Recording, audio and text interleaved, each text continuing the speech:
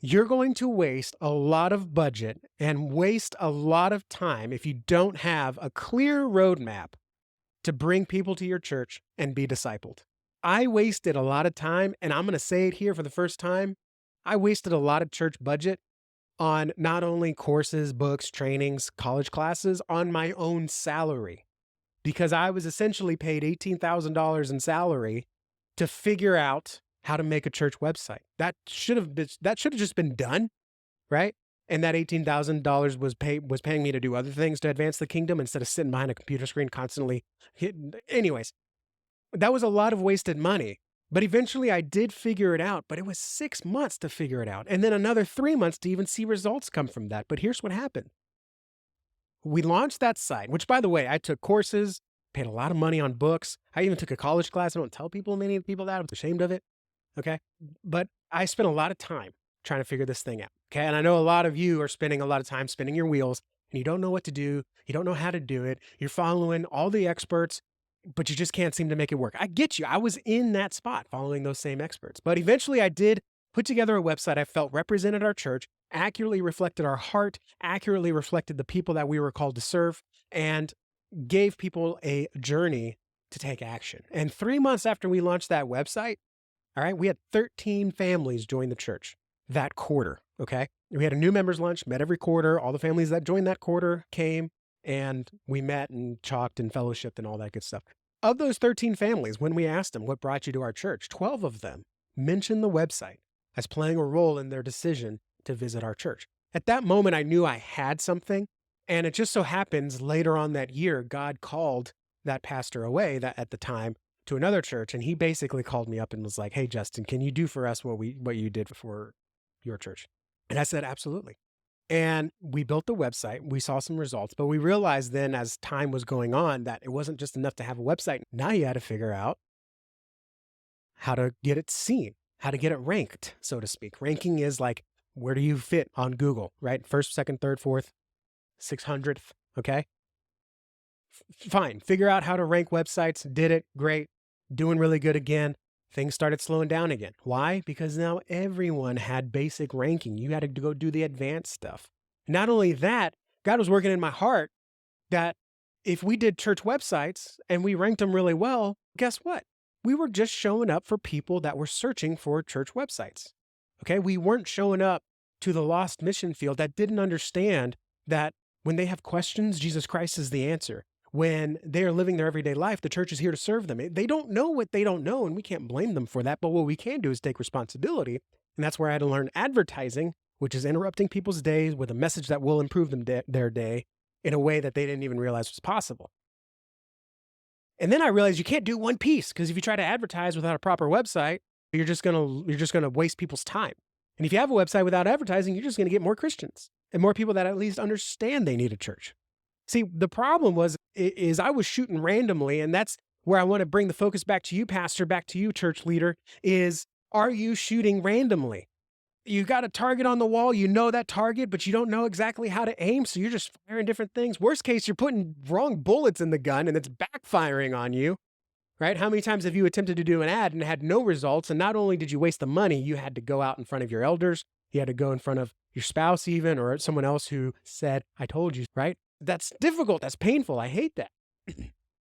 Not only that, you're trying to fit the different pieces together. Okay. You're not only trying to fit the wrong bullet in the wrong gun.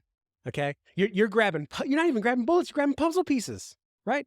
Puzzle pieces don't belong. I'm probably going to get demonetized on YouTube, but whatever. You're grabbing things that don't even go inside the mechanism.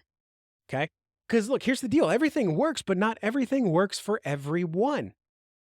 And if you try to mix and match different pieces, you're going to get different results. And so if Guru 1 says do this and you'll see results, and Guru 2 that you're also subscribed to on YouTube, that you're also on their email list, that you also downloaded a Facebook ad, whatever for, and they're saying do this instead, if you do a little bit from Guru 1 and a little bit from Guru 2, you're going to get a whole lot of nothing. Okay. Because different things work for different people. Okay. And so you have to have a clear roadmap to get people to take action. And then lastly, the problem that I see often, Pastor, and this is where we got to look inward, okay? We can look outward and say, that was the problem. I understand that I tried this, that was the problem, but this next one is an internal issue. You won't stick with something long enough to see it actually come to fruition, all right? A lot of diets work. They don't work in a week. And so maybe you go in, make one change to your website that someone said. Maybe it was something I said, right? You make one change and you're like, great, I'm going to start seeing people come in, and they didn't. Because you got to monitor that change. You got to keep it fresh. You got to keep it updated. You got to keep it alive. Your website. You run one ad. You run it for 5 days. Folks, if you didn't know this, an ad takes 5 days just to learn how to reach people, okay? So if you take an ad and you run it for 5 days, it's essentially the same as me giving my daughter her spelling words and then quizzing her as she's seeing them for the first time, okay? It doesn't work like that. Just a bonus there. So what do you need to do? What is the roadmap? Look, I've gone over the roadmap. I'm going to share my screen really quick. I'm going to put up the graphic here. Hopefully it's the new one. It's not, because I don't know how to organize myself. Let me grab the new one here really quick. Where is my definitive church marketing? I don't even think I have it on this computer, unfortunately. Let me see if I can zoom it in here. Oh yeah, do that. Come on, go in there. Oh, it doesn't even want to zoom. All right. You can at least see the phases here on the right side. So look, here's what it looks like, okay? It happens in 3 phases. If you don't do these 3 phases, okay, you are going to be sticking things in different orders where they don't belong without building the proper foundation. We all know how it goes when we preach.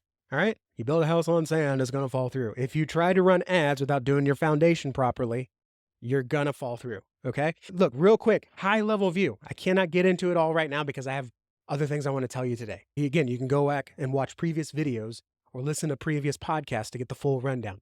But I'm going to go wide this time. Okay. You got to figure out, how are you going to capture people's attention? How are you going to influence your culture in a way, your community in a way that is going to get them to pay attention to you and to understand that it is worthwhile to take a next step with you?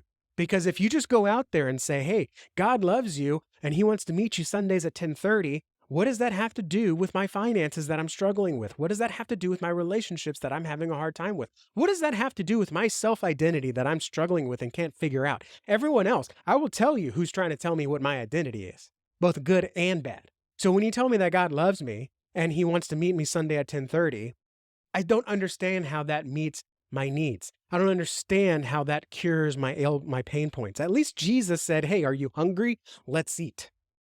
Are you thirsty? I got an even better drink for you, right? So we have to first look at ourselves and say, what are we here to do? What is our unique giftings to uniquely reach a unique group of people? All right. I'm not saying alienate people. I'm not talking about your target audience. Okay. I'm talking about who has God equipped you to effectively serve and what is keeping them up at night that Jesus is the answer for. That's how you capture their attention. We'll get to that in a minute in the perfect invite. Okay. And then you have to get that anchored into a way that where, in the same way I know what a Coke tastes like and I know what a Pepsi tastes like, and I don't need to taste it. I don't need to taste both to figure out which one I want. I walk into the gas station, I grab the red can. I go to a restaurant and they say, is Pepsi okay? I don't have to say, do I have to taste, can I taste them both just to see? No, I know Pepsi is never okay. All right. So in the same way, when someone hears about your church or sees your church, I'm not talking about the building. I'm talking about people wearing your shirts, people you go and serve. Maybe there's a tent in the parking lot, or maybe you're at an event. Okay. They should be able to recognize who your church is, why you exist, what you're here to do, and those pain points, those needs that you meet in a split second. And that comes from knowing how you can influence your community and how you can serve them. All right. Then you have to figure out your position. That's phase 2. Okay. So now that you know what your message is, which by the way, you figure out those 2 things, you're going to triple your church guests in 90 days. I guarantee it. Okay. We've seen that happen countless time again with StoryBrand Consulting, okay? But not only that, now you take that message and you position yourself to show up when people are searching for a church. And when you show up, when they're searching for a church, and you show up with the right message that communicates and says, I understand you, I've been there, and we have a way out through Jesus Christ. When you speak like that to people that are searching for churches, number one, you're actually going to get people to click through your website and actually use your website. But number two, Google is going to understand that you are an authority in the space and you are providing a tremendous value, because obviously whenever someone goes to your website, they keep clicking through. You're obviously doing something right. Let's rank it higher. And not only that, go back and watch my episode on the under the radar method to get people to see your testimonies without waiting for them to visit your website or without needing them to follow you on social media. This is how you get your testimonies seen by hundreds, even thousands of people, even if they don't know you. And when you get those reviews, by the way, that share God's testimony, Google will rank you higher so you're seen by more people. But that's not it, okay? Again, we can't stop there. Otherwise, we're just going to get more Christians, and the lost people we do get are shopping around for a church or trying to find something or aren't sure. They're doubters, okay? We've got to multiply this momentum that you have, okay? By now, you're probably 5 or 6 times the number of people that are checking out your church. Now you multiply that momentum. Now you do direct advertising, that's one-on-one advertising, to get in front of people who didn't even know that they don't know you. People that are searching for marriage counseling and would never think to go to a church for marriage counseling. People that are searching for addiction resources and would never think that a church could do anything other than host an AA meeting. But they find out that you have an actual, maybe AA they think didn't work. I think AA does work, but maybe they don't think AA doesn't work, and you have a different program that you can help them with. And when they search for those programs, your church shows up in a Google ad. Paid for by Google, by the way. But not only that, people that are new to the area, people that are going through divorce, people that are having financial issues, or maybe people you want to serve. Maybe you've got free lunch programs for the summer for kids that don't have school to get free lunch, right? But you can create ads to promote that, to develop relationships with a kind of person. And this just multiplies the momentum, because now you're not waiting for people to come to you, you're going to people. And you're using modern marketing methods to do it. Because if you don't do it, someone else is going to take that ad spot. And I guarantee you that other person, unless it's another church, they are not going to give them that everlasting water that we have. Okay, that's the definitive church marketing method in a nutshell.